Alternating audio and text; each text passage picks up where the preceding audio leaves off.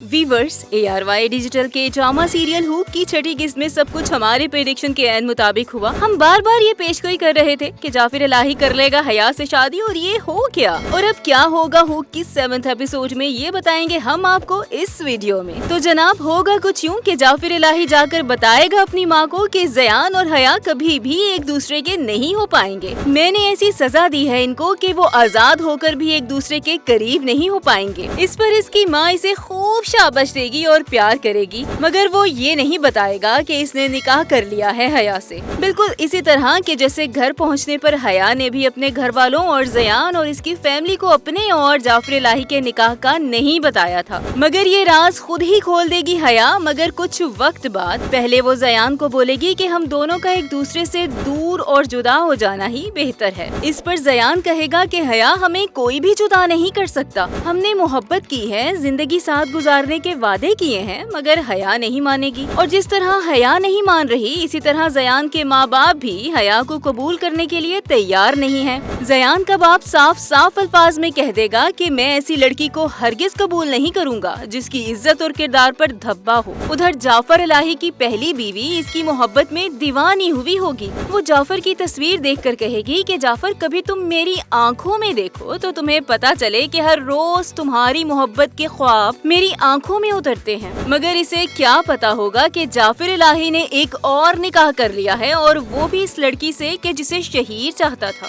पहले ही जाफर इलाही मुंह नहीं लगाता अपनी पहली बीवी को, और जब इसे इस निकाह का पता चलेगा तो वो बेचारी तो इसके बाद मजीद इनसिक्योर फील करने लगेगी। खैर हया की बहन ज़यान को बोलेगी कि ज़यान तुम कल आके इससे निकाह करके यहाँ से ले जाओ। और फिर फोन पर ज़यान कहेगा हया को कि बस मैं कल आ रहा हूँ और हम निकाह कर रहे हैं। इस पर वो झुंझला के कहेगी कि मत करो ये निकाह की बात। ज़यान पूछेगा लेकिन क्यों?